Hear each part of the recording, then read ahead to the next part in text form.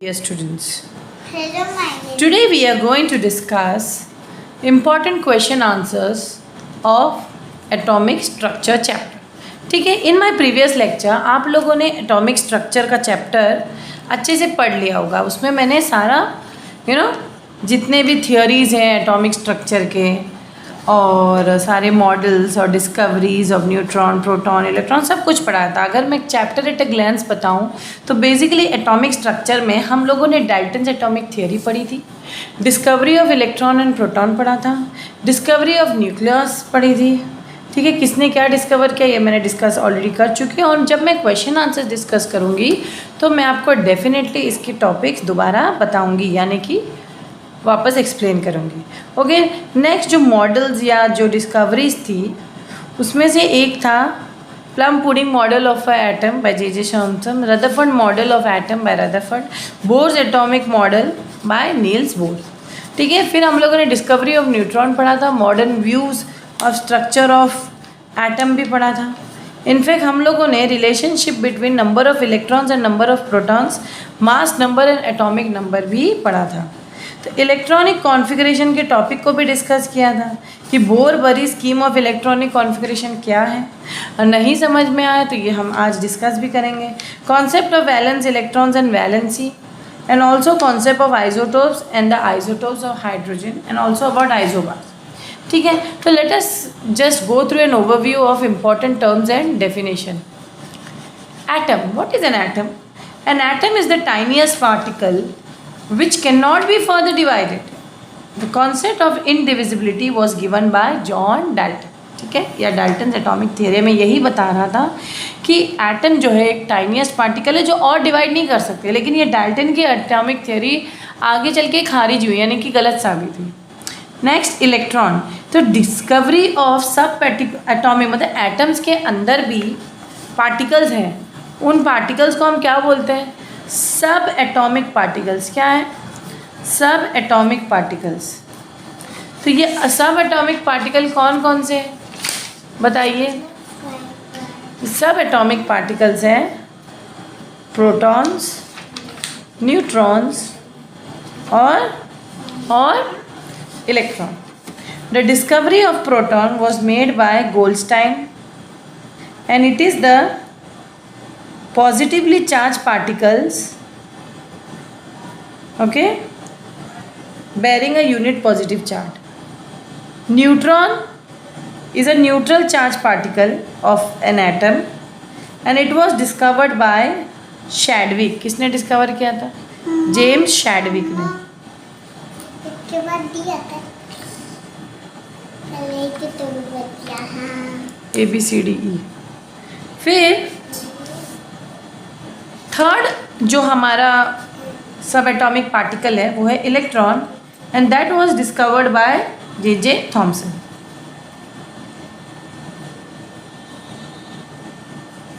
ठीक है, तो ये सारी डिस्कवरीज हम लोगों ने पढ़ी थी. इलेक्ट्रॉन का जे थॉमसन और इसको डेफिनेट एक नेगेटिव चार्ज होता है इलेक्ट्रॉन को, bearing a unit negative charge. Electrons are negatively charged particles bearing a unit negative charge. Protons were discovered by Goldstein. Protons are the positively charged particles bearing a unit positive charge. Neutrons were discovered by Chadwick. Neutrons are chargeless. An atom is electrically neutral. ये question भी आता है कि atom overall electrically neutral क्यों है? क्योंकि उसमें number of positive charge जितने हैं उतने ही नंबर ऑफ नेगेटिव चार्ज है, तो ऑब्वियसली वो एक दूसरे को कैंसिल आउट होंगे ना, एक दूसरे को कैंसिल आउट होंगे, इसलिए वो न्यूट्रल है ओवरऑल एटम. ठीक है, डिस्कवरी ऑफ न्यूक्लियस किसने किया था? ये श्रेय हम रदरफोर्ड को देते हैं. Rutherford model of atom. Nucleus was discovered by Rutherford when he concluded in that alpha scattering experiment. इसने जो किया था, इन्होंने जो किया था, he bombarded alpha particles having positive charge over gold foil. एक गोल्ड फॉइल लिया था, उस पर पॉजिटिव चार्ज बॉम्बार्ड किया था. It was observe alpha particles क्योंकि पॉजिटिव चार्ज के होते हैं ना. It was observe that most of the particles passed undeflected and some of the particles suffered major deflection. तो इससे क्या कंक्लूजन हुआ? अगर कोई चीज़ अल्फा पार्टिकल गोल्ड फॉइल से अनडिफ्लेक्टेड जा रहा है, यानी कि मोस्ट ऑफ द जो है इलेक्ट्रॉन्स जो है वो बिछे हुए नहीं है,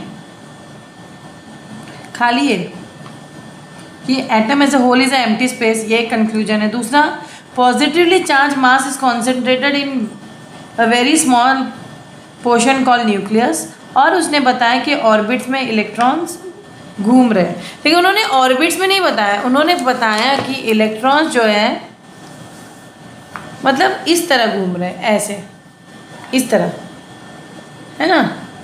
मतलब on the basis of his experiment Rutherford propose the model, क्या कि the size of the nucleus is very small compare to the size of the atom. और क्या कहा उन्होंने, atom as a whole is an empty space, ये भी उन्होंने कहा। Nucleus is present in the centre of the atom and it consist of positively charge particles. The particles present inside the nucleus are called nucleons, तो उसका नाम उन्होंने क्या दिया, न्यूक्लियॉन, यानी कि protons plus nucleus is nothing but nucleus. Next, और क्या उन्होंने कहा, the electrons present in an atom are revolving round the nucleus at a very high speed at various distance. उन्होंने फिक्स्ड ऑर्बिट, नील्स बोर ने ये बात क्या कही थी कि फिक्स्ड ऑर्बिट में घूम रहे हैं, लेकिन रदरफोर्ड ने ये बात कही कि उन्होंने कि इलेक्ट्रॉन जो है are revolving round the nucleus at a very high speed at various distance, कोई पर्टिकुलर डिस्टेंस नहीं बताया, यानी कि वो स्टेबिलिटी नहीं दे पाए उनके न्यूक्लियस को। क्योंकि अगर हम इलेक्ट्रोमैग्नेटिक थियरी के हिसाब से बात करें, a charge particle moving in a circular path continuously loses energy. ये सुनो, अगर एनर्जी लूज हो रही है तो जब तक ये मतलब ऊपर तक के बचे उसकी एनर्जी खत्म हो जाएगी। गाड़ी की पेट्रोल तब तक खत्म होगी जब शुरू में तो चलेगी, मतलब अगर कम भरवाया है तो एक पर्टिकुलर डिस्टेंस में आके ख़त्म भी तो होगी, यानी कि न्यूक्लियस स्टेबल नहीं है, यानी कि वो पूरा एटम ही स्टेबल नहीं है। एटम स्टेबल नहीं है क्योंकि ये एनर्जी उसकी एक पॉइंट पे आके ख़त्म होने वाली है, जो पार्टिकल जो उसके अगल बगल घूम रहे हैं सर्कुलर पाथ में, ठीक है। And hence it gradually moves towards the nucleus. तो जो पार्टिकल, देखो पार्टिकल स्टार्ट ऐसा हो रहा है, इधर से स्टार्ट हो रहा है, मूव हो रहा है, मूव हो रहा है, मूव हो रहा है, एट लास्ट वो ऐसे एनर्जी खत्म होकर वो न्यूक्लियस में गिर जाएगा। समझो, ये इलेक्ट्रॉन है, समझो वो यही तो कह रहे हैं कि इलेक्ट्रॉन जो है न्यूक्लियस के अगल बगल घूम रहे हैं, लेकिन at various generally fixed orbit नहीं कहा कि एनर्जी लेवल पे नहीं कहा। तो एक टाइम पे अकॉर्डिंग टू इलेक्ट्रोमैग्नेटिक थ्योरी ये इलेक्ट्रॉन घूम घूम के बीच में आके गिर जाएगी। समझ में आया? ओके मैम, समझ में आया। अब इस जो थियरी का, रदरफोर्ड के थियरी को स्टेबिलिटी किसने दी? बोर्स मॉडल ऑफ एटम, यानी कि उसने स्टेबिलिटी टू द न्यूक्लियस दी। क्या कहा इन्होंने? Bohr's model of atom could give the stability to the nucleus, as Bohr suggested that at the center of the atom nucleus is present and outside the nucleus in the fixed orbit, एक fixed orbit में electrons revolute कर रहे हैं। ये बात इन्होंने कही कि इन्होंने ये कहा था कि ऐसे ही घूम रहा है बस वेरियस डिस्टेंस पे इलेक्ट्रॉन, इसीलिए उसकी एनर्जी खत्म हो गई, आके न्यूक्लियस में गिरेगा। लेकिन हमारे बोर जी ने ये हमें किया, उन्होंने हमें बोर नहीं किया, उन्होंने इनफैक्ट हमें लॉजिक बताया कि जो इलेक्ट्रॉन जो है एक पर्टिकुलर फिक्स्ड ऑर्बिट में घूम रहे हैं, और as long as electrons in certain fixed orbit it will neither lose energy nor will it gain energy, क्योंकि उसकी फिक्स्ड एनर्जी लेवल है। ऑर्बिट्स होते क्या हैं? उन्होंने orbits are also called energy, ये सारे ऑर्बिट्स हैं। What are this? These are nothing but orbits और एनर्जी लेवल और एनर्जी लेवल्स, ठीक है। The shells or orbits or energy level are numbered as what? 1, 2, 3, 4. Shell number 1, shell number 2, shell number 3, shell number 4. और designated as K, L, M, N. इसको 1, 2, 3, 4 भी बोल सकते हैं या K, L, M, N भी बोल सकते हैं, ठीक है। तो electron cannot move in the space between this orbit, यानी कि इसी ऑर्बिट में घूमेगी, इन दोनों के बीच की जगह पे नहीं घूमेगी। तो यही चीज़ किसने बताई? बोर। इन्होंने इनफैक्ट क्वांटा की भी बात की। Electrons absorb definite amount of energy in the form of quanta. तो इलेक्ट्रॉन्स कुछ मतलब स्मॉल एनर्जी या एनर्जी पैकेट एब्जॉर्ब करते हैं, जिसको क्वांटा कहते हैं। If the electron jumps from a lower level to a higher energy level, then it absorbs the energy in the form of quanta, and the energy of the electron increases as it moves away from the nucleus. That is, the electron present in the K shell has the minimum energy and the electron present in the N shell will have the maximum energy. ठीक है? Discovery of neutrons. Mass of an atom is concentrated inside the nucleus. ये तो पता ही है, nucleus में जितना मास है atom का सबसे ज़्यादा कहाँ कॉन्सेंट्रेटेड हुआ था? न्यूक्लियस में। Okay, and the electrons around the nucleus ये एक फिक्स पाथ में घूम रहे हैं और उनका मास नेग्लिजिबल है, इतना नहीं। Thus mass of the atom must be equal to the mass of the total number of protons present in it. समझे? जो भी एटम का मास है वो उसके प्रोटॉन में है, तो एटम का मास नंबर फाइंड आउट करना है तो प्रोटॉन प्लस न्यूट्रॉन, क्योंकि न्यूक्लियस में प्रोटॉन और न्यूट्रॉन होते हैं, है ना। एटम का atomic mass number find out करना है तो प्रोटॉन प्लस न्यूट्रॉन, यही तो फॉर्मूला है। एटॉमिक नंबर फाइंड आउट करना है तो नंबर ऑफ इलेक्ट्रॉन से इक्वल होता है एटॉमिक नंबर, ओके। और atomic number is also equal to the number of proton, लेकिन mass number is equal to the mass in the nucleus, that is proton plus neutron. ये formula यहीं से आता है, ठीक है। It was experimentally found that mass of an atom is far more than the mass of the total number of proton in the nucleus, thus there must be another neural subatomic particle inside the nucleus which is named as neutron। और ये किसने बताया था? Chadwick. तो the modern view about the structure of atom क्या है कि inside the nucleus क्या क्या है? प्रोटॉन न्यूट्रॉन है, ओके। प्रोटॉन प्लस न्यूट्रॉन है न्यूक्लियस में, which is collectively called as nucleons. The electrons revolve around the nucleus in fixed orbit or energy level, which is KLMN. The first shell is K, the second is L, next is M, and next is N. The mass of an atom is concentrated inside the nucleus. Okay?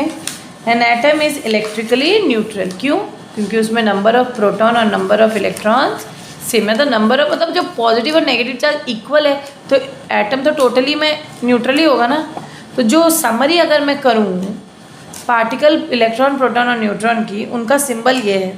Electron का ई लिख दो या -1 और नीचे -1 ऊपर 0, नीचे हम atomic number लिखते हैं ऊपर मास नंबर। प्रोटॉन का पी लिख दो, न्यूट्रॉन का एन लिख दो। प्रोटॉन का 1 होता है +1 और मास नंबर 1। ये ऐसे भी लिख सकते हैं, ऐसे भी लिख सकते हैं। चार्ज बताइए, चार्ज बहुत ज़रूरी है। इलेक्ट्रॉन का चार्ज होता है -1.602 × 10⁻19 और प्रोटॉन का होता है +1.602 × 10⁻⁻, दोनों का सेम है, बस माइनस और प्लस है। इसको हम अप्रॉक्सीमेटली -1 भी बोल सकते हैं और प्रोटॉन को अप्रॉक्सीमेटली +1 भी बोल सकते हैं। और न्यूट्रॉन का कोई चार्ज नहीं होता। मास क्या होता है? 1837 of mass of hydrogen atom.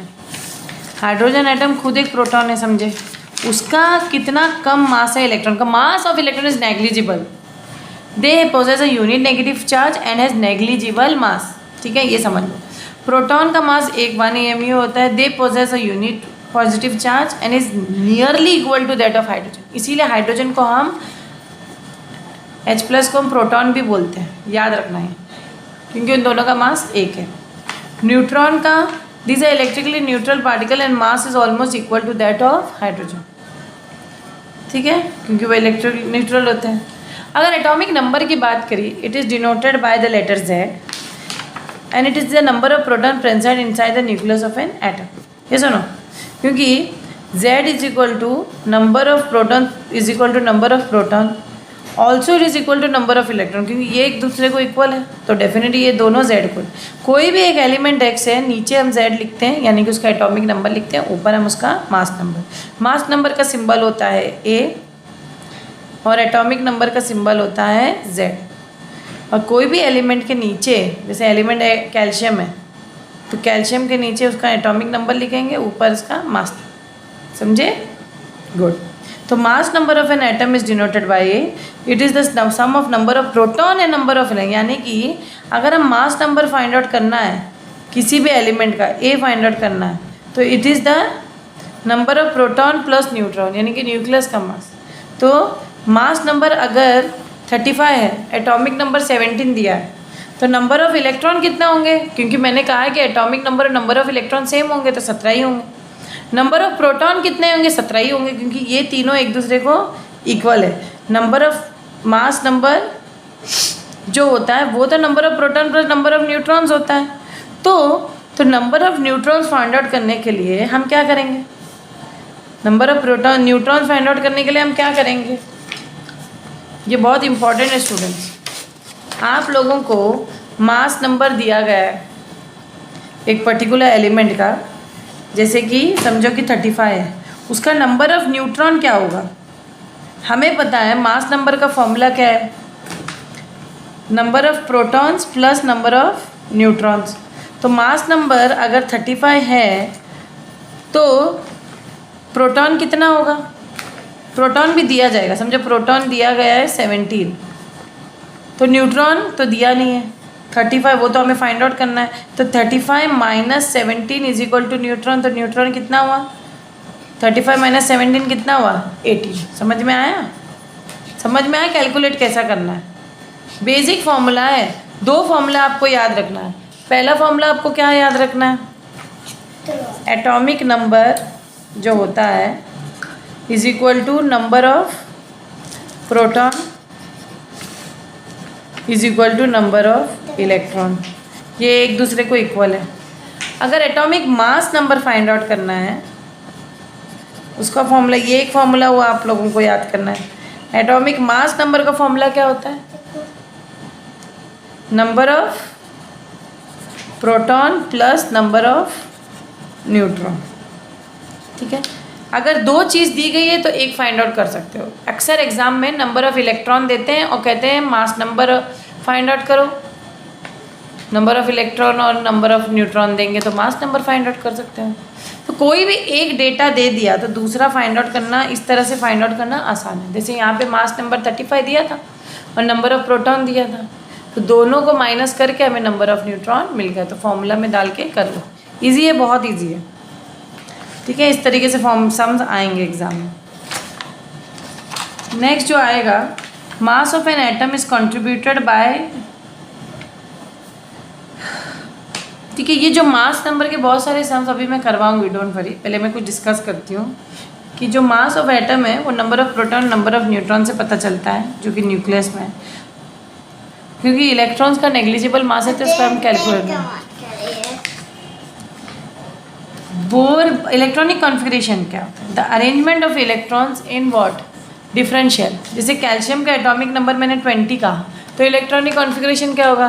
पहले शेल में 2, दूसरे शेल में 8, फिर 8 2। अब ये दो स्टूडेंट्स याद रखना, ये जो कॉन्सेप्ट है डिटेल में मैंने स्टैंडर्ड 8 के एटॉमिक स्ट्रक्चर में पढ़ाया है, तो आपको वो रिफ़र करना पड़ेगा। ठीक है, फिर बोर बरी मॉडल में distribution of electron in various energy levels दिए थे, जिसका फॉर्मूला 2n का है। ये भी मैंने बेटा डिटेल में पढ़ाया है। के शेल में अगर ये फॉर्मूला के हिसाब से डालो 2n², तो अगर शेल नंबर 1 है, n stand for the number of shell. अगर शेल नंबर 1 है तो इधर 1 डालो, 2 × 1 × 1 का स्क्वायर ना, 1 × 1 which is 2। Shell number l है तो वही फॉर्मूला डालो 2n² में। n यहाँ पे 2 है, 2 × 2 × 2 8 हुआ। m शेल में शेल नंबर 3 है तो 3 × 3 का स्क्वायर करना है ना। यहाँ पे तो 2 कॉमन रहेगा फॉर्मूला में, यहाँ पे बदलते जाएगा क्योंकि शेल नंबर बदलते जाएगा। 3 × 3 क्या होगा? 9, 9 × 2 18, 4 × 4 16। शेल नंबर 4 के लिए 4 × 4, और तो एग्जाम में कैलकुलेट करने के लिए आ सकता है। Outermost shell of an atom can not have more than 8 electrons, यही तो थियरी थी। Even though it may have the capacity to hold more, has the penultimate shell, that is penultimate shell का मतलब होता है second last shell, can not have more than 18 electrons. The new shell begins as soon as the outermost shell attains 8 electron. जैसे ही 8 electron खत्म हो जाए तो न्यू शेल आ जाता है। ये पूरा वाला टेबल स्टूडेंट्स आप लोग इसका स्क्रीनशॉट ले सकते हो। यहाँ पे सारे एलिमेंट्स दिए हैं, उसके सिंबल दिए हैं, उसके एटॉमिक नंबर दिए हैं और इसका इलेक्ट्रॉनिक कॉन्फिगरेशन। और ये वाला टेबल मैंने स्टैंडर्ड 8 के एटॉमिक स्ट्रक्चर वाले चैप्टर और लैंग्वेज ऑफ केमिस्ट्री, ये दोनों वीडियोस आप लोग ज़रूर देखना, उसमें पढ़ाया है। ठीक है, ज्योमेट्रिकल रिप्रेजेंटेशन ये होता है कि स्ट्रक्चर कैसे बनता है। हाइड्रोजन का अगर एटॉमिक नंबर 1 है तो बीच में न्यूक्लियस बनाओगे, प्रोटॉन भी 1 होगा, न्यूट्रॉन 0 होगा, और आपको इलेक्ट्रॉन भी दिखाना। इस तरह ना मैंने पूरा ये स्ट्रक्चर किसमें बताया? स्टैंडर्ड 8 के लेक्चर्स में। ओके, आप लोग वो देखना, पहले अपना बेस क्लियर करो। तो ये सारे स्ट्रक्चर आप लोग स्क्रीनशॉट ले सकते हैं, खुद ट्राई कर सकते हो बनाना। ठीक है, पूरा मुझे लगता है मैं ये पोटेशियम तक दिया, इनफैक्ट कैल्शियम तक स्ट्रक्चर्स दिए गए। सारे स्ट्रक्चर्स आप लोग बनाइए, स्क्रीनशॉट ले लीजिए। ठीक है, वैलेंस इलेक्ट्रॉन्स वो होते हैं जो आउटरमोस्ट शेल में जो इलेक्ट्रॉन्स मौजूद होते हैं उसको वैलेंस इलेक्ट्रॉन्स बोलते हैं। ठीक है, फिर ज़्यादा करके जो मेटल्स होते हैं 1, 2 या 3 electrons in the valence shell होता है। जैसे सोडियम का 1 है तो वो 1 इलेक्ट्रॉन दे देता है, क्योंकि जो मेटल्स होते हैं वो इलेक्ट्रॉन्स लूज़ करते हैं और नॉन मेटल्स गेन करते हैं, और दोनों मिलके कंपाउंड बनाते हैं। जैसे NaCl, Na एक इलेक्ट्रॉन लूज़ किया, Cl ने वही इलेक्ट्रॉन ले लिया और क्या बना, Cl-। Na एक पॉजिटिव आयन बना तो ये कैटायन हुआ, ये एक नेगेटिव आयन बना तो ये एनायन। तो कैटायन एनायन भी कॉन्सेप्ट क्लियर कर लो, ठीक है। देखो यहाँ पे क्लोरीन दिया गया है, क्लोरीन का देखो वो अक्सर इलेक्ट्रॉन्स लेते हैं, तो metals donate electrons and non metals gain electrons and to attain a stable electronic. ये क्यों करते हैं, ताकि ये स्टेबिलिटी पाए। 1 इलेक्ट्रॉन ये अपना दे के 2 8 बनेंगे, क्योंकि 7 तो इनको कोई देगा नहीं भाई। स्टेबिलिटी के लिए ऑक्टेट कंप्लीट करना, कौन सा रूल फॉलो करना है, ऑक्टेट रूल। ये सब आप लोग को प्रीवियस लेक्चर देखना पड़ेगा, ठीक है। नोबल गैसेस वो होते हैं जो elements having 8 electrons in the outermost shell of valence shell and chemically inactive and they fall under the category of inert or noble gas, ठीक है। एग्जाम्पल है क्या, नियॉन, अर्गॉन, ठीक है, krypton, so on and so even helium, ठीक है। ये सारे example. Isotopes of an element are the elements of same having same atomic number the different, ये भी डिस्कस हो चुका है। एग्जाम्पल प्रोटियम, ड्यूट्रियम, हाइड्रोजन के 3 आइसोटोप होते हैं ना, हाइड्रोजन कार्बन के 3 आइसोटोप हैं, क्लोरीन के 2 आइसोटोप्स हैं, यहाँ पे दिए गए टेबल फॉर्म। हाइड्रोजन के आइसोटोप है, देखो एटॉमिक नंबर सेम है, हाइड्रोजन का H1 H तीनों का एटॉमिक, सिर्फ प्रोटियम में 1 1 मतलब मास नंबर 1 होता है, ड्यूटेरियम में मास नंबर 2 होता है, एटॉमिक नंबर सेम है, ट्रीटियम में मास नंबर 3 है, देखो है ना। उसी तरह कार्बन का भी बहुत सारे आइसोटोप है, एटॉमिक नंबर सेम होंगे, carbon carbon carbon 6 6 6 atomic number, यहाँ पे 12, यहाँ पे 13, यहाँ पे 14, कार्बन 14 13 और 12, ये सब इनके अलग अलग मास नंबर है, एटॉमिक नंबर सेम। यही चीज़ आप लोगों को पढ़नी है। उसी तरह क्लोरीन का फ्रैक्शनल एटॉमिक मासेस भी होते हैं। फ्रैक्शनल एटॉमिक मास जैसे होता है ना, क्लोरीन में 35 है, क्योंकि देखो ये जो होते हैं because of the presence of isotope होता है। Example chlorine has 2 isotopes, chlorine 17 और 35। क्लोरीन का एटॉमिक नंबर दोनों का देखो 17 है और यहाँ 37 उसका, तो रेशियो है 3:1। तो atomic mass can be calculated कैसे, और 3 एटम मतलब तीनों का फ्रैक्शन बना दें हम। मास नंबर यहाँ तो कार्बन का भी तीनों का एक एवरेज निकाल लें, एवरेज निकालो ना, तो average atomic mass of chlorine क्या होगा, 3 × 35 + 1 × 37 और डिवाइड बाय 4, कैलकुलेट करिए 35.5। इस तरह एवरेज एटॉमिक मास नंबर या fractional atomic mass number calculate किया। केमिकल बॉन्डिंग क्या होता है, तो फोर्स जब मतलब 2 एलिमेंट साथ में आ रहे हैं तो कोई वजह होगी ना, उनको कुछ ना कुछ तो 2 एलिमेंट की मकसद, जैसे सोडियम और क्लोरीन साथ क्यों आ रहे हैं, क्योंकि इसने 1 इलेक्ट्रॉन इसको दिया, इसने और इन दोनों में एक इलेक्ट्रोस्टैटिक फोर्स ऑफ अट्रैक्शन होता है, इसको हम आयोनिक बॉन्ड कहते हैं। तो कुछ तो बॉन्ड बना। इसी तरह कोवेलेंट बॉन्ड भी होता है जिसमें शेयरिंग ऑफ इलेक्ट्रॉन्स होता है, इसमें तो लॉस और गेन ऑफ इलेक्ट्रॉन। तो और भी बहुत सारे बॉन्ड्स भी होते हैं, कोऑर्डिनेट बॉन्ड। तो ये जो chemical bond formation, each and every atom tries to attain valence configuration, या ऑक्टेट जो है मतलब नियरेस्ट इनर्ट गैस की तरह वो स्टेबल हो, ताकि उनके 8 electrons in the valence shell हो और वो ऑक्टेट रूल फॉलो करें। सारा मैं रिवीजन करवा रही हूँ स्टूडेंट्स, आप लोग को प्रीवियस लेक्चर देखना होगा। So the outermost octet can be achieve by the following 2 ways, या तो वो ट्रांसफ़र ऑफ इलेक्ट्रॉन्स करेगा बाय लूजिंग या गेनिंग इलेक्ट्रॉन्स, जैसे कि किसमें NaCl में हो रहा है, इस टाइप को बैंड का हम आयोनिक बॉन्ड कहते हैं। और शेयरिंग ऑफ इलेक्ट्रॉन्स हो रहे हैं जैसे कि HCl में, हाइड्रोजन और क्लोरीन के, हाइड्रोजन में 1 इलेक्ट्रॉन, क्लोरीन के देखो क्लोरीन के आउटरमोस्ट शेल में कितने 7 इलेक्ट्रॉन है, 1 चाहिए तो इसके साथ ये क्या बनाता है, बॉन्ड। ये इस तरह के ना शेयरिंग ऑफ इलेक्ट्रॉन्स भी होते हैं, ये आप लोगों को पता होना चाहिए, ठीक है। ये मैं अभी बॉन्ड स्ट्रक्चर नहीं बनाऊंगी, HCl एग्जाम्पल याद रखना कि इसकी जो है कोवेलेंट बॉन्ड बनी। On the basis of the about 2 categories, जैसे मैंने कहा ट्रांसफ़र ऑफ इलेक्ट्रॉन जो हो रहा है वो वाली कैटेगरी या वो वाले बॉन्ड को हम इलेक्ट्रोवैलेंट बॉन्ड कहेंगे या आयनिक बॉन्ड कहेंगे। म्यूचुअल शेयरिंग ऑफ इलेक्ट्रॉन जहाँ पे और इसको हम कोवेलेंट बॉन्ड, ठीक है। चलो आज भी क्वेश्चन आंसर सॉल्व करते हैं dear students. So let us continue the lecture in which I was teaching you all about atomic structure.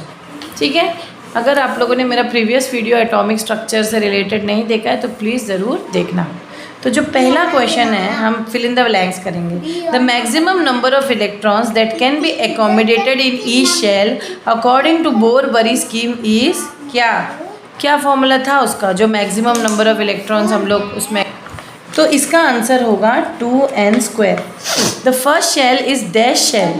First shell तो के शेल होता है ना, लेकिन it can accommodate only dash electrons.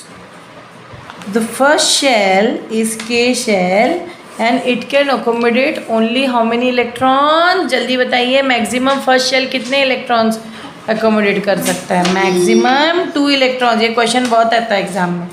Atomic number is equal to the number of dash present inside the nucleus of an atom. जल्दी बताइए, सोचिए इस बारे में और फिर आंसर करना है. Atomic number is equal to the number of protons present in the nucleus of an atom. Number of neutrons are calculated by taking difference of dash and dash. अगर न्यूट्रॉन्स करना है, फाइंड आउट करना है, तो हम किसका difference लेते हैं? Mass number and atomic number का डिफरेंस लेते हैं. कि यहाँ पे स्टूडेंट्स एटॉमिक नंबर की जगह आप लोग नंबर ऑफ प्रोटॉन या नंबर ऑफ इलेक्ट्रॉन्स भी लिख सकते हैं. क्यों? क्योंकि atomic number is equal to the number of protons is equal to the number of. तो तीनों में से कोई भी एक मिल जाए, सब में अगर तीनों में से एक की भी वैल्यू मिल जाए तो आप जो है मास नंबर से उसको माइनस करके नंबर ऑफ न्यूट्रॉन्स आराम से फाइंड आउट कर सकते हैं. क्योंकि मास नंबर का फॉर्मूला क्या है फॉर्मूला? ये तो एटॉमिक नंबर का था. मास नंबर का फॉर्मूला मैंने लास्ट लेक्चर में बताया था आपको, number of protons plus number of neutron. ठीक है, तो फिर यही तो बात हुई. तो इसको इधर ले आओगे तो माइनस हो जाएगा, आंसर में. मास of an atom is concentrated inside the nucleus of an atom. देखो, अगर आप लोगों ने लास्ट वीडियोस अच्छे से देखे तो क्वेश्चन आंसर सॉल्व करना बड़ा इजी है. Size of a dash is very small as compare to the size of an atom. जल्दी बताइए, ये क्वेश्चन नंबर कौन सा है आपका? Question number 7. साइज ऑफ द न्यूक्लियस is very small as compared to the size of an atom. Next, atom as a whole is an dead space, empty space. ये रदरफोर्ड ने बताया था हमको, रदरफोर्ड के गोल्डफॉर एक्सपेरिमेंट से पता चला था. Electrons are dash charged particles, are negatively charged particles. Protons are positively charged particles. Neutrons are electrically what? Neutral. Nucleus was discovered by, जल्दी बताइए, nucleus Rutherford. Electrons possess unit what? Positive charge. Protons negative charge. Protons possess unit positive charge. Electrons are of negligible mass. कोई mass नहीं होता. जितना मास होता है कहाँ पे होता है? न्यूक्लियस में होता है. यानी कि प्रोटॉन और न्यूट्रॉन मिला के होता है. तो ये सारे आंसर्स आप लोगों को लिखने हैं. ठीक है, अब नेक्स्ट हम गिव रीजन्स करेंगे. सबसे पहला गिव रीज़न है atom is electrically neutral. Atom क्यों इलेक्ट्रिकली न्यूट्रल है? मैंने कहा था ना कि टोटल जो एटम में number of positively charge particles is equal to the number of negative charge, इसीलिए एटम इलेक्ट्रिकली न्यूट्रल होता है. नेक्स्ट है मास ऑफ एन एटम बीच में क्यों होता है उसके, मतलब न्यूक्लियस में क्यों होता है? क्योंकि मास of an atom is constituted by mass of proton and neutron, जो कि न्यूक्लियस में होता है. और इलेक्ट्रॉन्स जो न्यूक्लियस के अगल बगल घूमता है ऑर्बिट्स में, वो नेग्लिजिबल मास का होता है.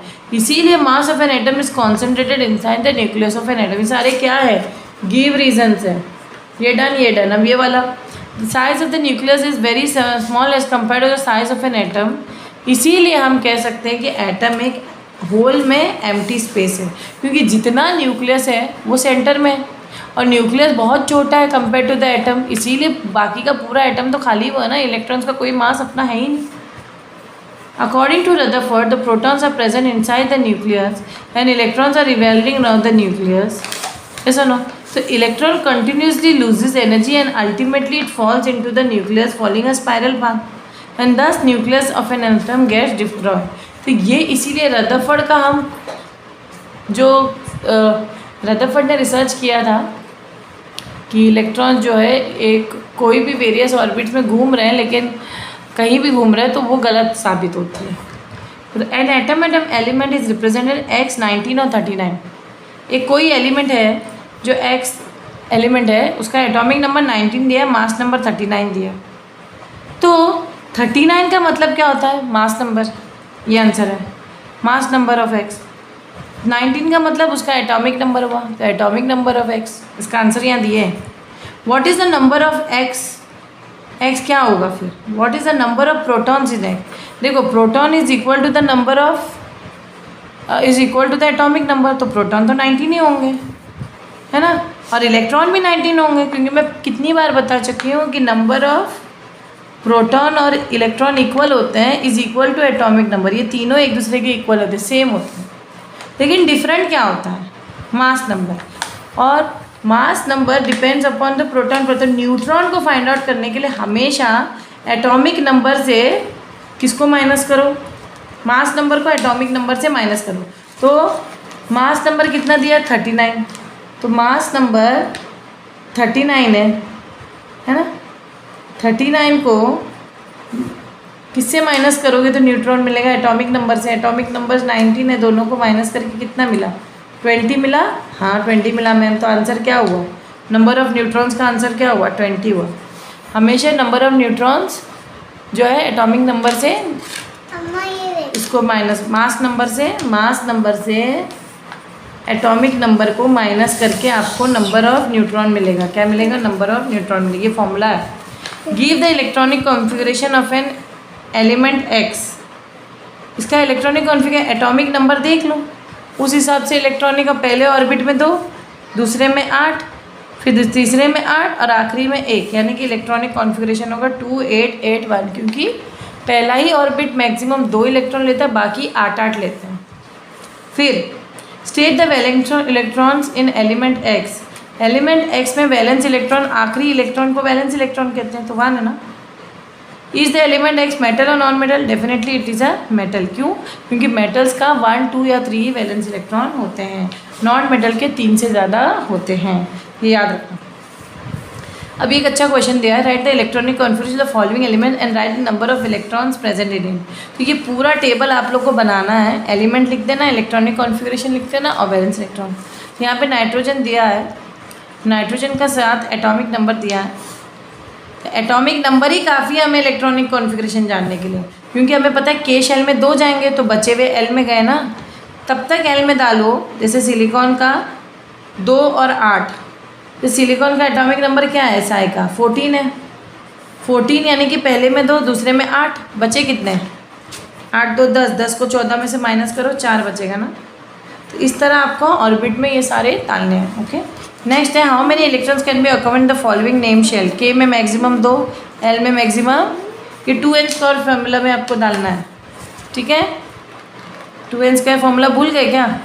n is the number of shell. यहाँ पे अगर नंबर ऑफ शेल 1 है तो 2 × 1 स्क्वायर, 2 × 1 सर क्या होगा? 1 स्क्वायर 1 ही होता है, 2 × 1 2, तो k में 2 जाता है, k में मैक्सिमम 2 इलेक्ट्रॉन जाते हैं। l के लिए भी ऐसे करो and so on and so for. l के लिए भी ऐसे करना, m के लिए भी ऐसे करना and write the electronic configuration of number of electron and classify the following as metal या नॉन मेटल। देखो आखिरी इलेक्ट्रॉन को देख लो, अगर 1 2 है वैलेंस इलेक्ट्रॉन, 1 2 या 3 तक है तो वो मेटल होगा, उससे ज़्यादा होगा तो डेफिनेटली वो नॉन मेटल। जैसे 5 8 6, तो RST का 5 8 6 वैलेंस इलेक्ट्रॉन है तो वो नॉन मेटल होगा, और 8 होगा तो वो इनर्ट गैस ही होगा। बहुत इंटरेस्टिंग क्वेश्चन है। Fill in the blanks. The electron present in the outer shell of an atom are called dash electron, are called valence electron. तो आंसर क्या आएगा? यहाँ पे आएगा valence electron. Inert gases have dash electrons in the outermost shell. outermost shell में inert gas have 8 electron. outermost shell का हम दूसरा नाम क्या बोलते हैं? Valence shell. metals have dash dash dash और dash electron in the valence shell, 1 2 और 3। नॉन मेटल्स हैव कौन सा?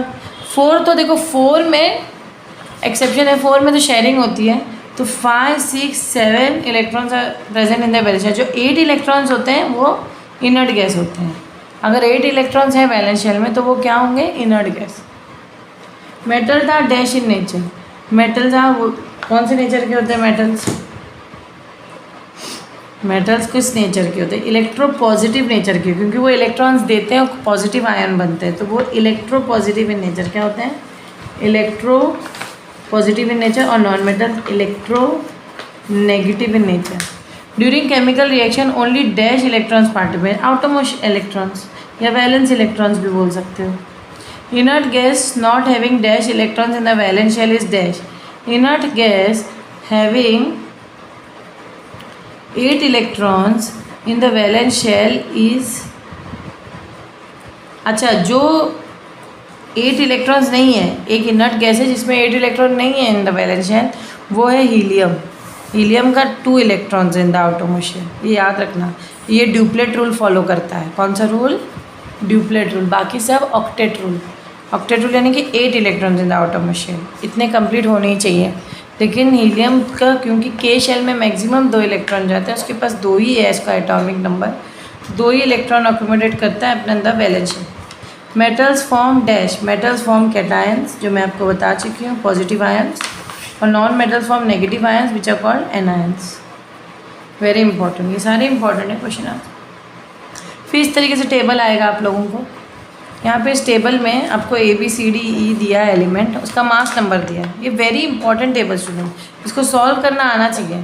एटॉमिक नंबर 20 दिया तो नंबर ऑफ प्रोटॉन्स भी 20 होंगे, नंबर ऑफ इलेक्ट्रॉन्स भी 20 होंगे।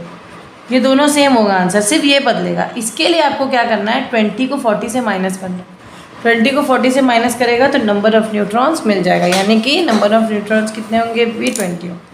तो ये तुम्हें करना है। Number of neutrons find out करने के लिए इसको मास नंबर से एटॉमिक नंबर को माइनस करो तो नंबर ऑफ न्यूट्रॉन मिल जाएगा। बस इतना ही करना है आपको। बाकी नंबर ऑफ प्रोटॉन और इलेक्ट्रॉन एटॉमिक नंबर के इक्वल रहेंगे। जैसे यहाँ पे 35 है मास नंबर, एटॉमिक नंबर भी 35 होगा। नहीं, एटॉमिक नंबर नहीं दिया गया, लेकिन नंबर ऑफ न्यूट्रॉन दिया गया। अब देखो कहानी में ट्विस्ट, तुम्हें मास नंबर और न्यूट्रॉन दिया गया और तुम्हें पता है मास नंबर और न्यूट्रॉन अगर तुम लोग माइनस करोगे, दोनों को माइनस करोगे तो क्या मिलेगा? क्योंकि mass number is equal to what? Mass number is equal to what? जल्दी बताइए। एटॉमिक नंबर, ये number of proton plus number of neutrons. तो न्यूट्रॉन यहाँ पे 18 दिया है, मास नंबर यहाँ पे 35 दिया है, प्रोटॉन तुम्हें मिल जाएगा। 35 माइनस 18 कितना हुआ? 35 में से 18 निकालोगे 5, 6, 7, 8 यानी कि 27। 35 में से 18 निकालना है ना, 27 नहीं 7 हो। 35 में से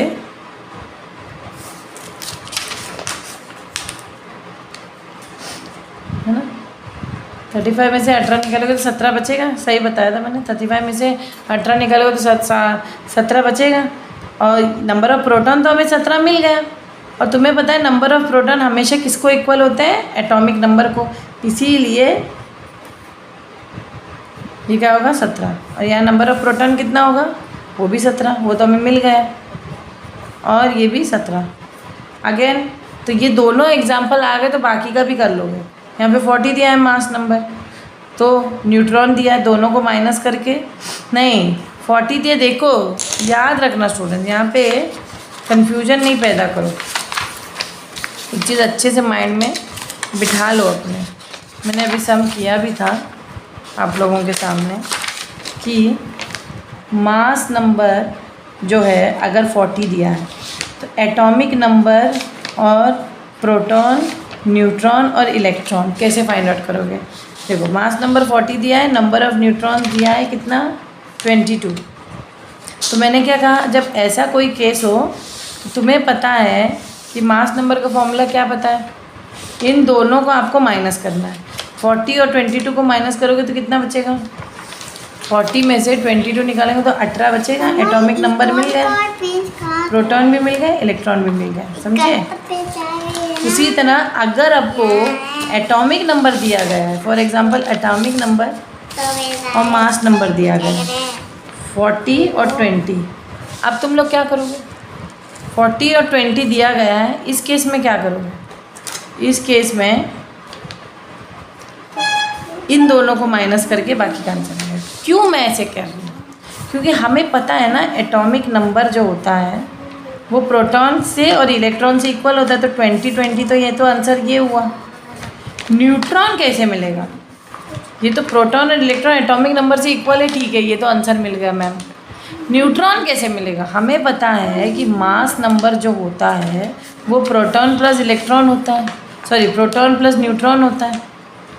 तो न्यूट्रॉन फाइंड आउट करने के लिए जो भी मास नंबर है हम प्रोटॉन से माइनस करेंगे, इसको यहाँ ले आएंगे ना, माइनस करेंगे और हमें न्यूट्रॉन मिल जाएगा। ये एक फॉर्मूला बन गया, ये एक फॉर्मूला था, ये एक फॉर्मूला बन गया। तो मास नंबर माइनस प्रोटॉन, यानी कि मास नंबर यहाँ पे 40 दिया है, इसको प्रोटॉन से माइनस करो, प्रोटॉन 20 दिया है तो न्यूट्रॉन आराम से मिल जाएगा। तो न्यूट्रॉन भी हमें 20 मिल गया। इसका एक और केस दिखा रही हूँ मैं कि मास नंबर दिया है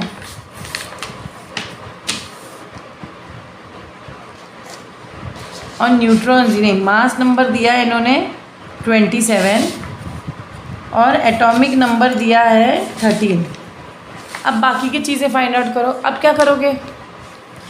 इस केस में भी atomic number will be, her bar atomic number proton electron का आंसर सेम लिख दो। क्या है? ये भी 13 होगा, ये 13। लेकिन न्यूट्रॉन वाले केस में अलग बात हो गई। क्यों? न्यूट्रॉन जो है उसका फॉर्मूला क्या है? Mass number minus proton. तो मास नंबर यहाँ कितना दिया है? फॉर्मूला क्या है? मास नंबर Z A होता है ना, minus proton is equal to neutron. ये एक फॉर्मूला बनाया है ना मैंने यहाँ पे। तो मास नंबर कितना है हमारा? 27 माइनस प्रोटॉन 13, न्यूट्रॉन हमें मिल जाएगा। 27 माइनस 13 कितना हो गया? जल्दी बताइए। 27 माइनस 13, 7 माइनस 3 कितना हुआ? 4, 2 माइनस 1 14। तो आंसर क्या मिला? 14। तो नंबर ऑफ न्यूट्रॉन 14। तो कभी भी ये मत समझो, तो यहाँ पे तो आंसर हमें 20 आ गया था कि प्रोटॉन न्यूट्रॉन और इलेक्ट्रॉन सेम है। हर बार सेम हो ज़रूरी नहीं। नंबर ऑफ प्रोटॉन जो है, number of neutron depends on mass number, not on atomic number. ठीक है, इसी तरह आप लोगों को ये टेबल सॉल्व करना है, आंसर्स लिखने हैं। टेबल फॉर्मेट आने के लिए प्लीज़ ये सारे फॉर्मूलाज अच्छे से याद कर लो। फॉर्मूलाज के बेसिस पे ही सम्स करो। ठीक है, ये मैंने सम्स भी कराया आप लोगों को। अब आगे बढ़ते हैं। इस पूरे टेबल में आइसोटोप और आइसोबार बताओ। आइसोबार वो होते हैं जिसके मास नंबर सेम हो लेकिन एटॉमिक नंबर डिफरेंट हो। यहाँ पे देखो मास नंबर 40 है, किसका? इन दोनों का। लेकिन एटॉमिक नंबर इसका भी डिफरेंट होगा। देखो यहाँ पे न्यूट्रॉन दिए 22, यस और नो? तो इसका एटॉमिक नंबर क्या होगा? 40 माइनस 22 कितना हुआ? 18 ना। तो ये भी 18, ये भी 18, ये भी 18। देखो यहाँ पे एटॉमिक नंबर इसका और इसका डिफरेंट है, मास नंबर इसका और इसका सेम, तो ये एक दूसरे को क्या हुआ है? आइसोबार। अगर मास नंबर सेम है और एटॉमिक नंबर डिफरेंट, इस टाइप के एलिमेंट्स को हम आइसोबार कहते हैं। डेफिनेशन भी आ सकता है। पेयर ऑफ आइसोबार्स आपको बताना होगा। तो पेयर ऑफ आइसोबार्स कौन कौन से थे? अभी मैंने सबके आंसर्स यहाँ पे लिखे हुए हैं दोबारा, और पेयर ऑफ आइसोबार्स भी आप लोग को समझ में आ जाएगा कि ये दोनों एक दूसरे को 40 और 20 ठीक है। इनके आंसर्स भी दिए A and C। तो अगर आंसर आएगा तो तुम लिखोगे A and C are pair of isobars. ठीक है, इस तरह से एग्जाम। तो इसी तरह आप लोगों को टेबल फॉर्मेट्स बहुत सारे आएंगे, आप लोगों को करना है। ठीक है, एक क्वेश्चन ये भी है, यहाँ पे क्लोरीन मैग्नीशियम सल्फर ऑक्सीजन सब दिया है, इलेक्ट्रॉनिक कॉन्फ़िगरेशन दिया है, type of metal give reason. देखो तुम्हें वैलेंस इलेक्ट्रॉन देखना है और उस हिसाब से मेटल नॉन मेटल पता चलेगा। 5 6 7 है तो नॉन मेटल, 1 2 या 3 तक होगा तो मेटल, तो वो बताना है तुम्हें, गिव रीज़न देना है बस, और क्या। Give reason metals are mono atomic. क्यों? क्योंकि मेटल्स है 1 2 और 3 electrons in their valence shell. Okay, और वो 1 इलेक्ट्रॉन या 2 इलेक्ट्रॉन दे के क्या करते हैं? आयोनिक बॉन्ड बनाते हैं, वो म्यूचुअल शेयरिंग नहीं करते हैं, इसीलिए वो क्या है, मोनो एटॉमिक है। नेक्स्ट है inert gases have complete, inert gases have zero valency. क्यों? क्योंकि उनका कंप्लीट ऑक्टेट होता है ना, ऑक्टेट रूल मतलब उनका पूरा आटोमिक शेल कंप्लीट होता है ना, इसीलिए वो क्या होते हैं, zero valency. Valency of sodium is +1 क्योंकि वो एक इलेक्ट्रॉन देता है, इसलिए उसका वैलेंसी +1 है। फिर द वैलेंसी ऑफ क्लोरीन -1 क्योंकि वो एक इलेक्ट्रॉन लेता है अपना ऑक्टेट कंप्लीट करने के लिए। देखो सोडियम एक इलेक्ट्रॉन देता है तो वो Na+ बना, Cl एक इलेक्ट्रॉन लेता है तो वो क्या बना, Cl-। तो ये आना चाहिए आप लोगों को, देना मतलब एक इलेक्ट्रॉन माइनस कर देना, Na+ बन जाएगा। ये स्टूडेंट्स कभी आप लोगों ने सोचा नहीं ये प्लस और माइनस, क्योंकि देखो नंबर ऑफ प्रोटॉन और इलेक्ट्रॉन सेम रहते हैं। जब एक इलेक्ट्रॉन निकलेगा तो ओवरऑल एटम पे पॉजिटिव चार्ज आएगा कि नहीं। इसी देखो एक एटम जब अपने एटॉमिक फॉर्म में होता है ना, एलिमेंटल फॉर्म में होता है ना, आयोनिक, ये तो आयोनिक फॉर्म हुआ, इलेक्ट्रॉन लूज़ करने के बाद वो किस फॉर्म में आया, आयोनिक फॉर्म में आया।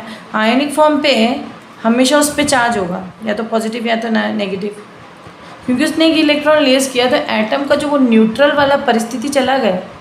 ये सुनो, क्योंकि अब नंबर ऑफ क्या प्रोटॉन की, एक इलेक्ट्रॉन निकल गए तो नंबर ऑफ प्रोटॉन बढ़ जाएगा ना उसमें। पहले 11 प्रोटॉन 11 इलेक्ट्रॉन थे सोडियम में, क्योंकि 11 एटॉमिक नंबर, एक इलेक्ट्रॉन गया तो अब क्या हुआ, 11 प्रोटॉन और 10 इलेक्ट्रॉन, तो एक चार्ज तो बढ़ा ना उस पर। उसे तो क्लोरीन वाली कहानी है, क्लोरीन एक इलेक्ट्रॉन लेता है, एक नेगेटिव चार्ज लेता है। तो इनिशियली उसके पास 17 इलेक्ट्रॉन 17 प्रोटॉन थे, अब 18 इलेक्ट्रॉन 17 प्रोटॉन होंगे, इस वजह से वो एक माइनस चार्ज। इसी तरह आप लोगों को पता होना चाहिए ना, ठीक है। Inert gases have complete octet that is 8 electron the atomic shell, hence they have no tendency to lose gain और शेयर इलेक्ट्रॉन। ये एक अच्छा क्वेश्चन है। आज it is similar chemical property because they have same atomic number, इसीलिए उसमें number of proton same होते हैं, इलेक्ट्रॉनिक कॉन्फिग।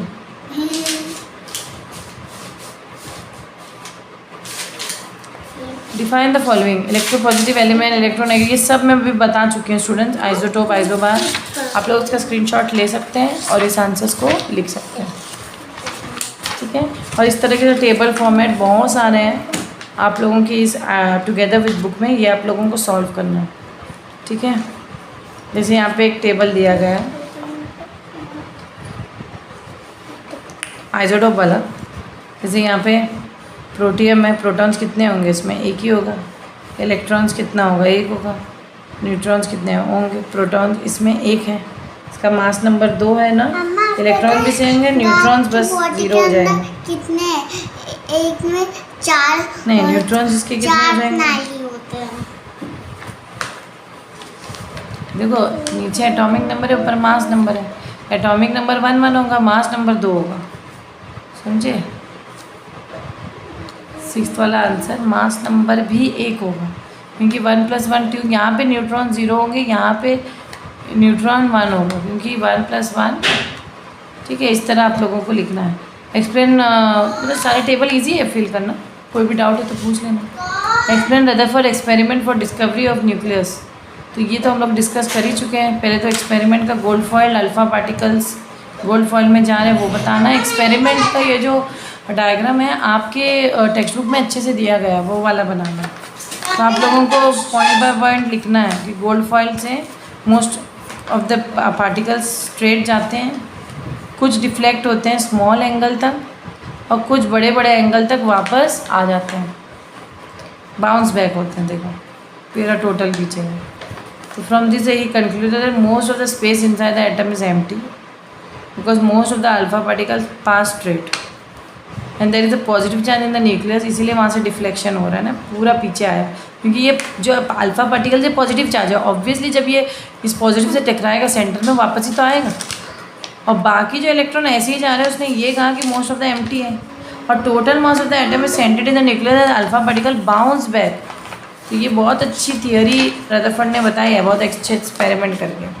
तो what are the drawbacks of Rutherford? Drawbacks में क्या लिखोगे आप लोग कि Rutherford model of atom did not explain the stability of the atom. Charge particle when accelerated radiates energy to remain in the path. ये मैंने explain किया है कि इलेक्ट्रॉन जो है जब एक्सीलरेशन जा रहे हैं तो वो एनर्जी ख़त्म भी हो सकती है और फाइनली वो न्यूक्लियस में गिर सकती है, shrinking the size of the orbit and finally hit the nucleus. Therefore an atom can not be expected to stable. ठीक है, फिर यहाँ पे दो थियरी का डिफरेंस दिया है, डाल्टन एटॉमिक थ्योरी और मॉडर्न एटॉमिक थ्योरी।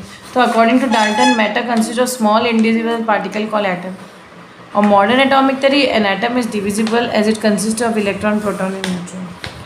तो डाल्टन की थियरी खारिज हो गई, गलत हो गई, क्योंकि एटम के अंदर सब एटॉमिक पार्टिकल्स हैं। पहले तो उसने कहा कि स्मॉलेस्ट पार्टिकल एटम है, डाल्टन ने कहा कि उससे छोटा कुछ नहीं हो सकता, लेकिन बाद में थियोरियों से पता चला कि नहीं भाई, एटम के अंदर भी सब एटॉमिक पार्टिकल है। Atom of the same element are identical, atoms of isotope to same atoms of an element have different atomic weight, ये एक थियरी है। Atoms of different element different in all, atoms of different energy similar in some respect, जैसे argon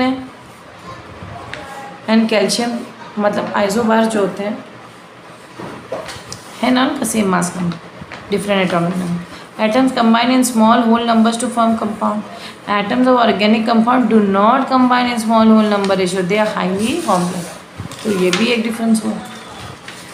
को relation अगर दोनों में similarity है तो atom is the smallest particle which takes part in chemistry, ये सही बात। Bohr model structure of atom, आपको यही लिखना है इसमें कि बोर ने क्या क्या कहा। पहला पॉस्टुलेट ये था कि electrons revolve in a fix path call orbit और शेल।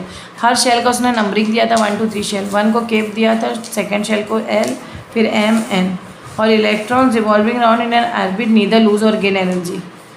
ये सुनो, they absorb energy when jump from inner shell to outer shell and vice versa. तो उनकी जंपिंग से ही एनर्जी हो जाती है। The number of electron that can B accommodated in different orbit is fixed. The first shell occupy maximum 2 electrons, second can occupy 8 electron and third 18 electron. State Bohr-Bury scheme of electronic configuration. Again वही वाला है बोर-बरी scheme में, आप वही 2n² वाला factor पूरा detail में लिख देना, ठीक है। फिर कैलकुलेशन आप लोगों का आना चाहिए, नंबर ऑफ न्यूट्रॉन्स का क्या, ये सब ये आना चाहिए। तो यहाँ तक कि बेटा आप लोगों के इम्पॉर्टेंट क्वेश्चंस मैं डिस्कस कर चुकी हूँ। आप लोग प्लीज़ इसको अच्छे से प्रैक्टिस करिए, और डिटेल्स में इसमें बहुत सारे क्वेश्चन हैं, टुगेदर विथ में आप लोग इसको सॉल्व कर सकते हो। कोई डाउट है आप लोग तो पूछ सकते हो। Thank you.